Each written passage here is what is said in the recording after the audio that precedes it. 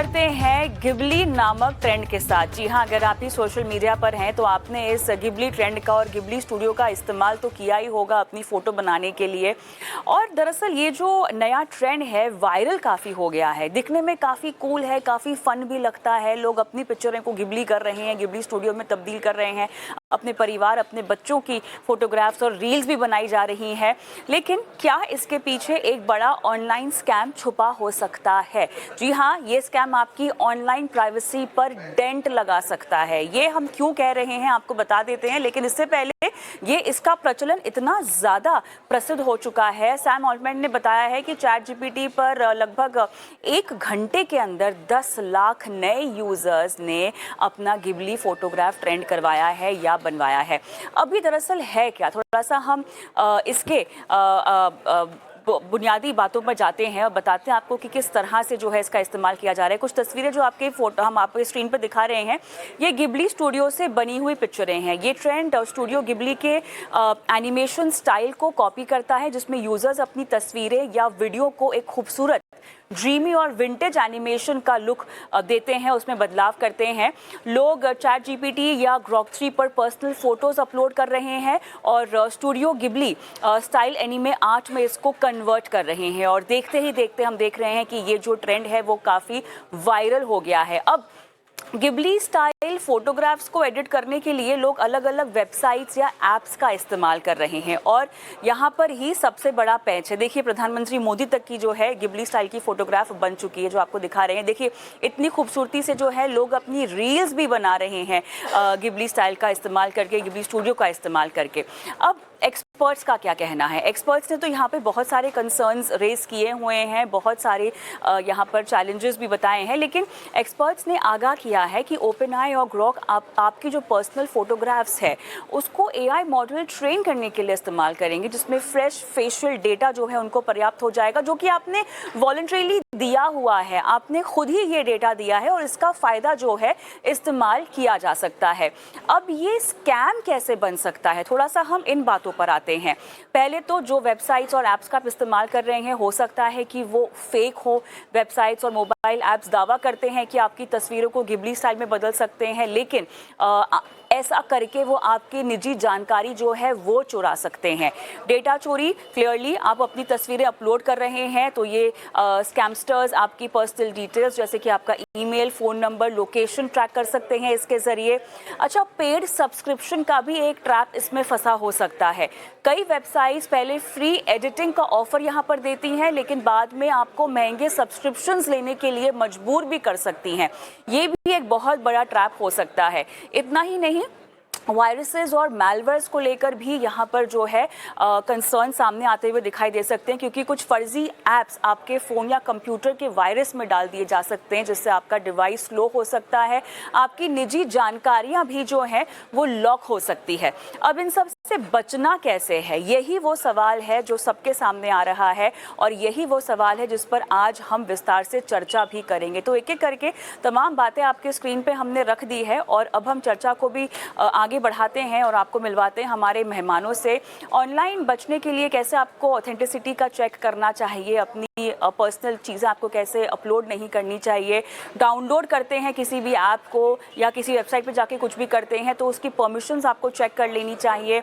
Website से अगर payment वगैरह कुछ मांगा जा रहा है तो डिटेल्स जो मांगी जा रही है वहाँ पे आपको थोड़ा सा सावधानी बरतनी चाहिए। भरोसेमंद प्लेटफॉर्म का आपको जो है यहाँ पर चयन करना चाहिए। लेकिन हमारे साथ 2 एक्सपर्ट जुड़ गए हैं, doctor Pavan Duggal, cyber law expert, और Ankush Agrawal, founder Kurover.ai and Bharat GPT. आप दोनों का स्वागत है इस खास पेशकश में।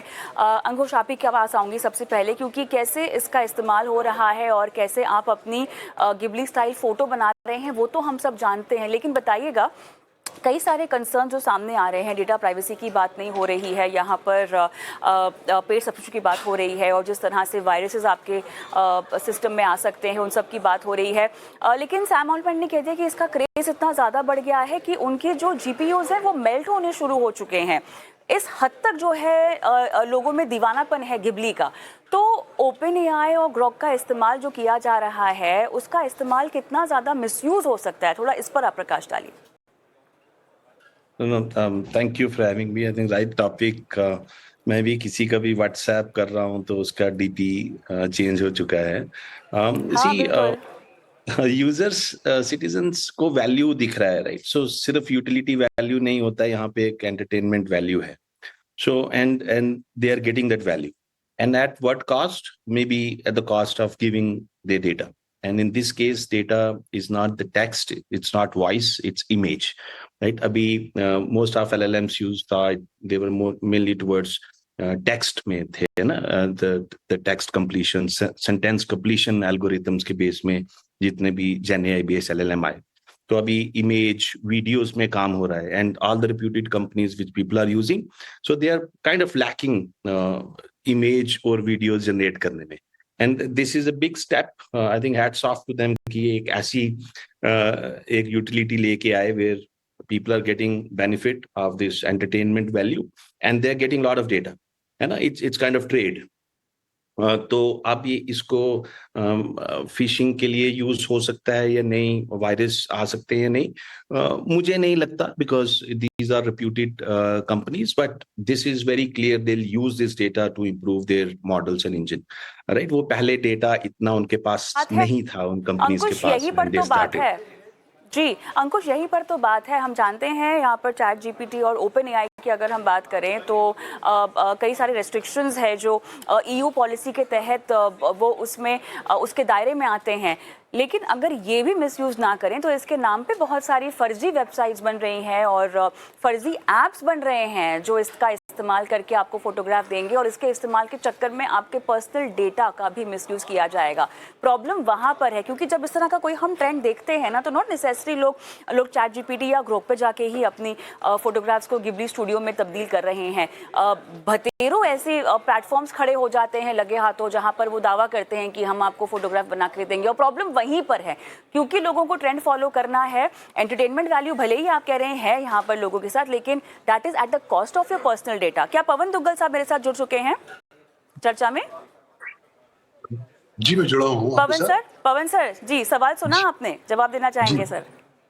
देखिए, बहुत सिंपल सी बात है, कोई भी नया ट्रेंड आया है उसका ये मतलब नहीं है कि हम बिना सोचे समझे हुए उस ट्रेंड का हिस्सा बन जाए। उसके साथ जो जुड़ी हुई कानूनी मसले हैं, लीगल पॉलिसी इश्यूज हैं, उस पर ध्यान जरूर देने की आवश्यकता है। पहला तो ये समझना है कि गिबली आर्ट जो भी है ये कॉपीराइट है गिबली स्टूडियोज का। तो आप जो कुछ भी जनरेट कर रहे हैं उसमें आपका कोई इंटेलेक्चुअल प्रॉपर्टी राइट्स नहीं है। आपको टर्म्स एंड कंडीशंस ध्यान से पढ़नी पड़ेगी जो स्पष्ट तौर पर कहता है कि साहब इनका इंटेलेक्चुअल प्रॉपर्टी राइट्स और कॉपीराइट जो है गिबली स्टूडियो पर होगा। दूसरी महत्वपूर्ण बात, आप इसको फेयर यूज के लिए तो इस्तेमाल कर सकते हैं, लेकिन अगर इसका कमर्शलाइजेशन करना चाहेंगे या पैसे की वजह पे इसका इस्तेमाल करना चाहेंगे तो हो सकता है आप पर रोकथाम आ सकती है। तीसरी सबसे महत्वपूर्ण बात कि जब आप इस तरह की गिबली तस्वीरों को बनाने के लिए अपना पर्सनल डेटा दे रहे हैं तो कहीं ना कहीं आप अपनी निजता के अधिकार को गिरवी रख रहे हैं, बोथ डेटा निजता एवं पर्सनल निजता। उसका कारण ये है कि हम जब अब इसको इस तरह की गिबली तस्वीरें बनाना चाह रहे हैं तो कहीं ना कहीं हम अपना इनपुट देते हैं। हमारे इनपुट में भी हमारा सेंसिटिव पर्सनल डेटा हो सकता है, हमारा पर्सनल डेटा हो सकता है, और उसके कानून के बहुत सारे पहलू हैं। मसलन भारत का न केवल सूचना प्रौद्योगिकी कानून है बल्कि साथ ही साथ digital personal data protection act सन 2023 भी है।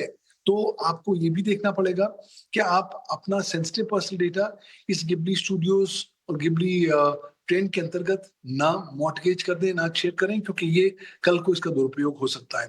दूसरी बात, प्राइवेसी नाम की चीज तो भूल ही जाइए। अगर आप इस तरह की ट्रेंड का हिस्सा बन रहे हैं तो समझ लीजिए कि आपकी प्राइवेसी में आग लग चुकी है और वो आग बुझने वाली नहीं है। तीसरी बात, कल ये आपकी जो गिबली तस्वीरें या इमेजेस आप जनरेट कर रहे हैं उसका दुरुपयोग साइबर क्रिमिनल करके आपको टारगेट करेंगे साइबर क्राइम को लेकर। वैसे भी इसके साथ जुड़ी हुई बहुत सारी साइबर सुरक्षा की पहलू और मसले भी सामने आ जाते हैं, क्योंकि आजकल अगर आप ऑथेंटिक साइट पर जा रहे हैं तब तो बात सही है, लेकिन आजकल बहुत सारी फेक वेबसाइट्स आ गई हैं जो गिबली तस्वीरें या इमेजेस बनाने के आड़ में आपको डिश आउट करती हैं मिलिशियस प्रोग्राम्स, स्पाईवेयर, मैलवेयर, जो आपके सिस्टम में घुसते हैं, उसमें सेंध लगा देते हैं, आपके डेटा को नकारात्मक रूप से प्रभावित करते हैं। तो कुछ भी कोई भी ट्रेंड आ जाए उसमें जंप करने से पहले कृपया टर्म्स एंड कंडीशंस पढ़ लीजिए, उसके जो कानूनी मसले हैं और उसका प्रभाव आपके जीवन, आपके डिजिटल वर्तमान एवं डिजिटल भविष्य पर जो पड़ने वाला है, उसका आप आंकलन जरूर कर लें, इससे पहले कि आप डिसाइड करें कि साहब मुझे इस ट्रेंड का हिस्सा बनना है। तो आज देखने में बहुत कुछ खूबसूरत सही लग रहा है, लेकिन कुछ ही देर वेट कर लीजिए। यही जो आज की खूबसूरती है, कल बदसूरती में बदलेगी और आपको आने वाले समय में आकर हॉन्ट भी कर सकती है।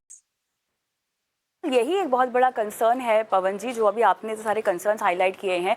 लोग खुद की तस्वीर डाल ही रहे हैं, लेकिन साथ ही अपने बच्चों की, अपने परिवार की भी तस्वीरें डाल रहे हैं, और कहीं ना कहीं ये अपने आप में एक बहुत बड़ा रेड फ्लैग है, क्योंकि आप वॉलंटरली अपनी सारी फोटोग्राफ्स दे रहे हैं।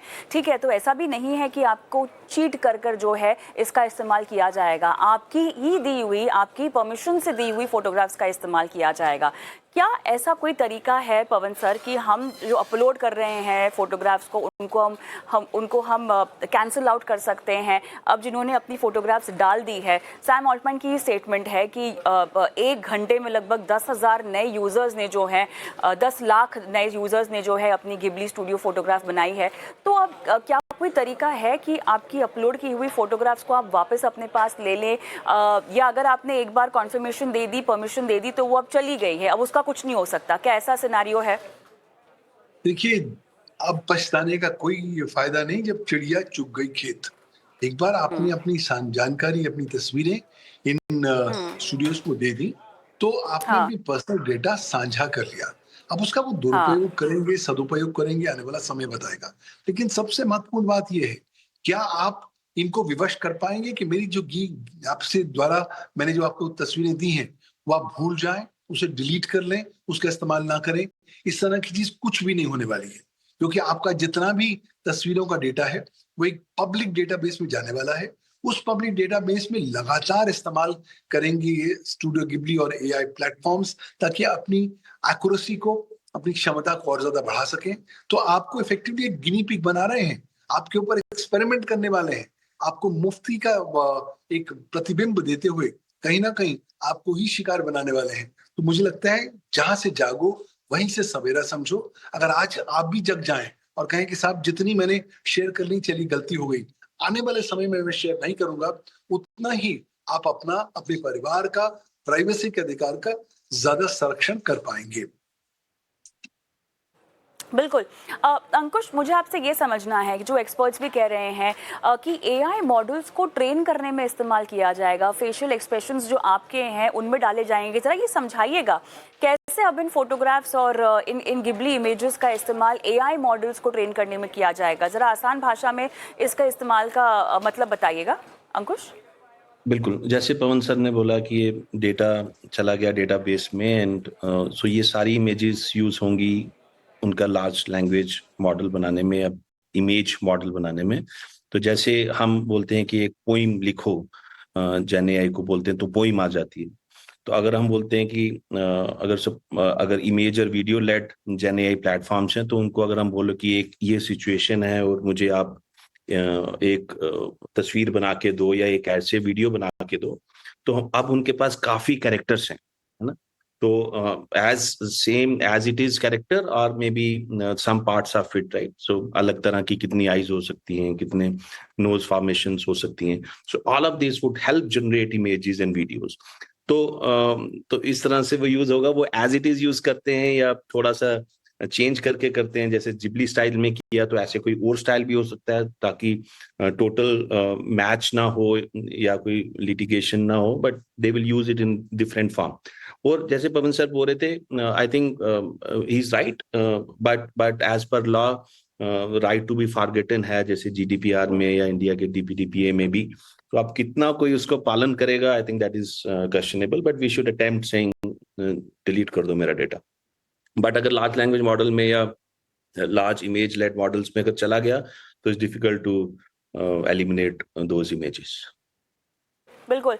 तो पवन सर, अब क्योंकि ये एक ट्रेंड है और इतनी जल्दी डाई आउट नहीं होगा, थोड़ा समय लगेगा इसको डाई आउट होने में भी। अब अगर कोई गिबली आर्ट का शौकीन है, अपनी फोटोग्राफ बनानी है, तो सबसे पहले तो आप रेकमेंड नहीं करेंगे, आप तो कहेंगे कि इससे दूर रहो, सीधी सी बात है। लेकिन अगर किसी को फॉलो करना भी है तो बीच में आपने एक शब्द इस्तेमाल किया था रिलायबल सोर्सेज या सही तरीके के जो प्लेटफॉर्म है वहाँ जाया जाए। वो प्लेटफॉर्म्स कौन से होंगे? वैसे तो वहाँ पर भी आपको नहीं डालना चाहिए, कहीं ना कहीं आपका डेटा जहाँ वहाँ पे जा रहा है, आपकी पर्सनल फोटोग्राफ्स वहाँ पे जा रही है, तो लीक तो हो ही रहा है, कॉम्प्रोमाइज़ तो हो ही रहा है आपका डेटा। लेकिन फिर भी सीधे तौर पे समझना चाहें हम, फॉर्मल प्लेटफॉर्म्स पर कौन से होंगे? देखिए, ऐसा कोई भी प्लेटफॉर्म नहीं है जो 100% सेफ है। हर प्लेटफॉर्म की अपनी टर्म्स एंड कंडीशंस हैं। जब आपको वर्ल्ड क्लास सेवाएं वो मुफ्त में प्रदान कर रहे हैं, तो बहुत शोर शराबे से कह रहे हैं कि साहब आप प्रोडक्ट हैं, हम आपका डेटा इस्तेमाल करेंगे। तो एब्सोल्यूट सिक्योरिटी नाम की चीज तो कुछ नहीं है। लेकिन फिर भी अगर आपको बहुत ज्यादा शौक है कि हाँ जी मुझे अपनी तस्वीरें शेयर करनी ही है, कोशिश करिए अगर हो सकता है तो उसमें मेटा डेटा हटा के शेयर करिए। कोशिश कर सकें उसको थोड़ा ब्लर कर सकें तो अच्छी बात है। जहां तक आप अपनी प्राइवेसी को थोड़ा प्रोटेक्ट कर पाएंगे ज्यादा अच्छी बात रहेगी। जहां तक हो सके अपने पर्सनल डेटा, अपने नामों को तस्वीरों के साथ ना जोड़ें, अच्छा रहेगा। जहां तक हो सकते अपनी प्रोफाइलिंग को, पब्लिक प्रोफाइल को इन तस्वीरों के साथ ना जोड़ें, तो कहीं ना कहीं आप एक दीवार सी बना रहे हैं।